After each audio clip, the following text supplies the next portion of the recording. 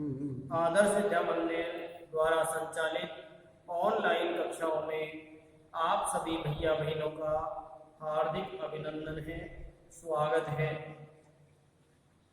आज अपन कक्षा 9वीं विषय हिंदी की अध्याय 2, इसका शीर्षक है लहासा की ओर। इसके शेष अभ्यास प्रश्नों का अध्ययन करेंगे। आज से पहले अपन ने इस पाठ के 7 अभ्यास प्रश्नों का अध्ययन किया था। उसके आगे के अभ्यास प्रश्नों का अध्ययन अपन आज करेंगे। तो 7 के बाद 8वां प्रश्न, कौन सा प्रश्न? प्रश्न संख्या 8। 8वां प्रश्न है, सुमति के यजमान और अन्य परिचित लोग लगभग हर गांव में मिले। इस आधार पर आप सुमति के व्यक्तित्व की किन किन विशेषताओं का चित्रण कर सकते हैं? तो ये था अपना 8वां प्रश्न। तो इसका उत्तर है, सुमति के परिचय एवं सम्मान का दायरा बहुत बड़ा था। सुमति के परिचय एवं सम्मान का जो दायरा था, क्षेत्र था, वो बहुत व्यापक था, बड़ा था। तिब्बत के तिंगरी प्रदेश में, तिब्बत का जो तिंगरी नामक स्थान था, प्रदेश था, उसमें अधिकतर गांव में, ज्यादातर गांव में उसके जान पहचान वाले थे। किसके जान पहचान वाले थे? सुमति के जान पहचान वाले थे, इसके मिलने वाले व्यक्ति थे। वह उनके यहाँ धर्म गुरु के रूप में पूजनीय था। वह उसके मिलने वाले जो लोग थे, उनके यहाँ पर धर्म गुरु के रूप में पूजने योग्य था, पूजनीय था। वह सभी को, और वह अपने मिलने वाले जितने भी लोग थे, यजमान थे, उन सभी को बोध गया का गंडा देता था। लोग गंडे को पा करके बहुत प्रसन्नता का अनुभव किया करते थे। जब गंडा देता था वह, तो लोग, उसके जान पहचान वाले जो लोग थे, वो उस गंडे को पा करके बहुत अधिक प्रसन्नता का अनुभव किया करते थे। सुमति स्वभाव से ही बहुत सरल स्वभाव का था, मिलनसार व्यक्ति था, स्नेही स्वभाव का था, परंतु कभी कभी उसे क्रोध भी आ जाता था। वैसे तो बहुत सरल, मिलनसार, स्नेही स्वभाव का था, परंतु कभी कभी उसे क्रोध आ जाता था, और वह क्रोध शीघ्र अर्थात कुछ ही समय में शांत भी हो जाया करता था। तो ये उसकी चारित्रिक विशेषताएं थी सुमति की। तो ये हुआ अपना 8वें प्रश्न का उत्तर। अब अगला प्रश्न है 9वां। हालांकि उस वक्त मेरा भेष ऐसा नहीं था।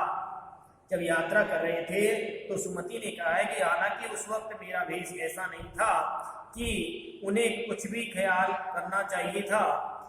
उक्त कथन के अनुसार हमारे आचार व्यवहार के तरीके वेशभूषा के आधार पर तय किए जाते हैं, तय होते हैं।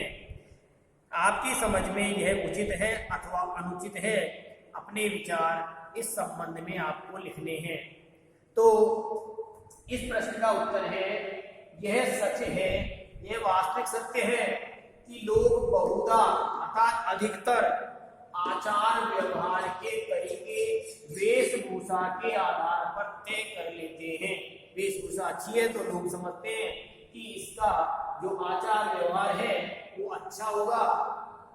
हम अच्छी वेशभूषा को देख करके किसी को अपनाते हैं, तो गंदे कपड़े देख करके, गंदी वेशभूषा देख करके उससे दूर भागते हैं, अर्थात उसको अपने से दूर धुतकारते हैं। हमारे विचार से, जो भी हमारे विचार मांगे, तो हमारे विचार से पहनावा देख करके व्यवहार करना पूरी तरह से ठीक नहीं है। अर्थात पहनावा देख करके व्यवहार करना हमारे विचार से कदापि ठीक नहीं है। अनेक संत महात्मा, क्योंकि बहुत से संत और महात्मा और भिक्षु लोग जो होते हैं वो साधारण वस्त्र पहनते हैं, किंतु उनका चरित्र बहुत ही श्रेष्ठ होता है, उत्तम होता है। इसलिए आचार व्यवहार की तुलना वेशभूषा से नहीं की जा सकती है। तो ये है अपने 9वें प्रश्न का उत्तर। अगला प्रश्न है अपना 10वां। यात्रा वृतांत के आधार पर तिब्बत की भौगोलिक स्थिति का शब्द चित्र प्रस्तुत करें। वहां की स्थिति आपके राज्य या शहर से किस प्रकार भिन्न है। तो अपन को इसमें वहां की भौगोलिक स्थिति के बारे में बताना है। तो देखिए इसका उत्तर है तिब्बत पहाड़ी देश है। तिब्बत जो है वो एक पहाड़ी देश है। यह समुद्र तट से, समुद्र का जो तट है उससे 16,000 फीट की ऊंचाई पर स्थित है। कितने हजार फीट की ऊंचाई पर? 16,000 फीट की ऊंचाई पर स्थित है। इसके मार्ग ऊंचे नीचे और निर्जन हैं। जो रास्ते हैं उबड़ खाबड़, ऊंचे नीचे और निर्जन माने लोगों से रहित हैं। पहाड़ों के अंतिम सिरों और नदियों के बोर्ड पर, वहां पर पहाड़ों के अंतिम सिरों और नदियों के बोर्ड पर खतरनाक सूने बीहड़ हैं। बीहड़ मानी एकांत जंगल है, सुनसान जंगल है, जहाँ दूर दूर तक कोई व्यक्ति नजर नहीं आता। ऐसे बीहड़ है। यहाँ मीलों मील अर्थात कई मीलों तक कोई बस्ती नहीं नजर आती है, अर्थात कोई भी बस्ती बसी हुई नहीं होती है। एक और हिमालय की बर्फीली चोटियां दिखाई पड़ती हैं, तो दूसरी ओर ऊंचे ऊंचे नंगे पहाड़ खड़े नजर आते हैं। इसके अलावा दूर दूर तक कोई बस्ती या लोग दिखाई नहीं पड़ते। तो ये अपना है 10वें प्रश्न का उत्तर। तो इन 10 प्रश्नों का उत्तर आपको अपनी गृहकार्य की कॉपी में व्यवस्थित रूप से करना है। इसके बाद आगे अपन अगले अध्याय का अध्ययन करेंगे। धन्यवाद।